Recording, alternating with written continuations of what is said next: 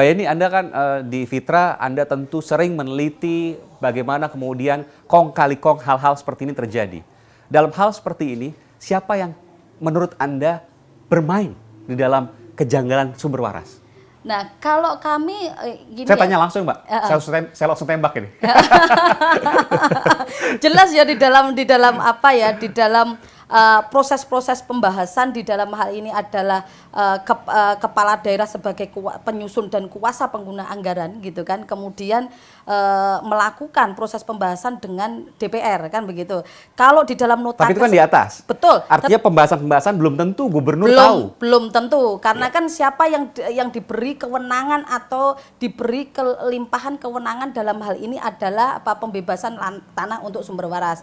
Nah, yang perlu dipotret adalah aktor di situ adalah bisa saja kepala dinasnya, gitu kan? Kepala dinasnya, saya langsung saja kepala dinasnya pasti karena kepala dinas akan selalu ikut di dalam proses-proses minimal perencanaan dia adalah saksi utama. Betul. Yang kedua adalah bisa saja kepala dinas apa nih? Kesehatan. Dinas Kesehatan, karena yang diberi limpahan kewenangan adalah dinas kesehatan di dalam pembebasan lahan dan kajian kan. Kemudian yang kedua adalah komisi di DPR, komisi di DPRD, begitu untuk komisi kesehatan kan gitu. Kalau nggak salah ya kan, komisi E. Kemudian pimpinan karena kenapa saya bilang pimpinan adalah yang mempunyai kewenangan tertinggi untuk melakukan penandatanganan kesepahaman. Pimpinan ini dua belah pihak ya, DPRD dan Pemprov. Betul. Kalau tadi Mbak Yeni katakan pimpinan baik dari Pemprov maupun dari DPRD di atas. Tapi yang sering intens bertemu, intens berkomunikasi, dan mungkin menjadi saksi utama dalam kasus sumber waras adalah Kepala Dinas Kesehatan dan Komisi Kesehatan di DPRD. Betul. Nah, kalau melihat aturan ya, siapa sih kuasa pengguna anggaran sesuai dengan Undang-Undang 17 2003 itu adalah kepala daerah yang diberi kewenangan dari presiden, di mana kemudian kuasa pengguna anggaran di daerah kemudian melimpahkan ke SKPD yang berkaitan, kemudian melakukan pembahasan dengan DPRD. Di dalam hal ini adalah komisi kemudian setelah melakukan pembahasan akan melempar ke teman-teman pimpinan untuk disepakati. Nah, ini kan bisa terpetakan siapa aktor yang kemudian terlibat di dalam penentuan ya kan prioritas program, dalam hal ini adalah sumber waras di dalam kesepakatan perubahan tersebut. Baik. Sekarang saya balik Mbak, tadi kita fokus di DPR dan pemerintah provinsi. Sekarang saya balik ke BPK. BPK mungkinkah salah dalam mengaudit? Kita menilai ada beberapa kasus.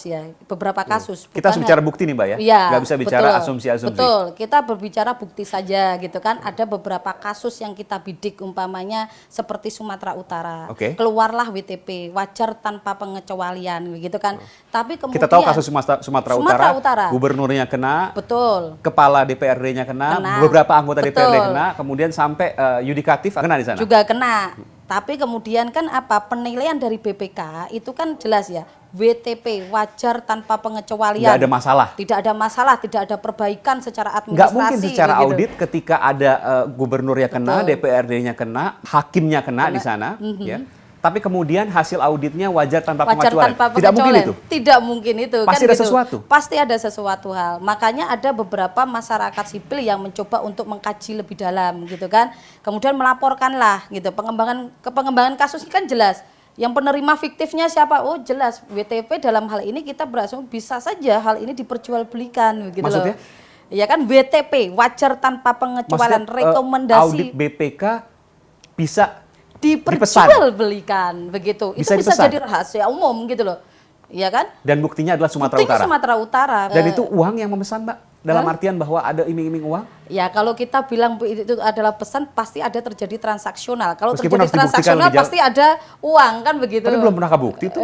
Jadi saya agak ragu dengan pernyataan Mbak Yeni. Sumatera Utara kan sudah kelihatan transaksional begitu. Nggak ada masalah. Maksudnya Oke, wajar tanpa pengecualian, tapi kemudian ada korupsi di sana. Betul. Tapi nggak pernah mengutarakan BPK. Memang tidak dibuktikan gitu kan bahwa terjadi secara kasat mata bahwa terjadi transaksional antara audit dengan beberapa elit di tingkatan kepala daerah. Tetapi dari penilaian WTP begitu kan, kemudian ada penyelidikan dengan tujuan-tujuan tertentu sudah bisa membuktikan bahwa WTP bisa diperjualbelikan. Tapi ini bukan tudingan yang sembarangan, artinya Bukan. bisa jadi nanti Fitra jangan-jangan bisa digugat oleh BPK loh, Mbak. Ya tidak masalah. Kita berani kalaupun digugat gitu.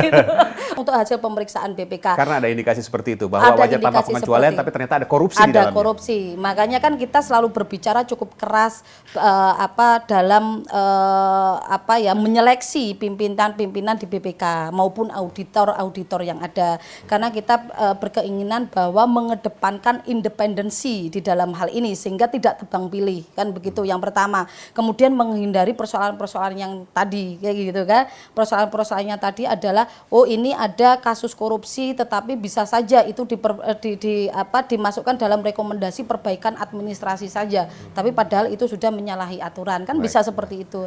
Itulah sebenarnya independensi di tubuh BPK sangat penting sekali. Dan ujung semua ini sekarang ada di Komisi Pemberantasan Korupsi KPK. Betul. Dan kita tunggu bagaimana hasil KPK nanti terkait dengan proses penyelidikan dari Betul. Sumber Waras. Kalau kami sih berpikir bahwa teman-teman KPK bisa melakukan pengembangan kasusnya di dalam proses sehingga bisa menunjuk tersangkanya siapa.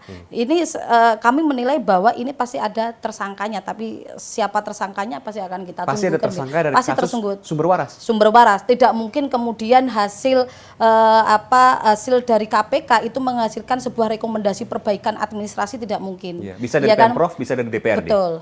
Bisa dua-duanya. Begitu, bisa dua-duanya. Baik. Begitu. Bisa saja aktor korporatnya dalam hal ini adalah YKSW juga bisa. Kayak begitu kan. Jadi ada 3 aktor yang mungkin bisa dikembangkan. Kita tunggu nanti hasil penyelidikan. Terima kasih Mbak Yeni Sucipto, Sekjen Fitra telah memberikan waktu di program Aiman. Terima kasih. Apakah ketika 2018 hak guna bangunannya habis, maka tanah tersebut menjadi seluruhnya milik negara sehingga Yayasan Sumber Waras tidak lagi berhak untuk memiliki tanah tersebut dan bangunannya? Tidak.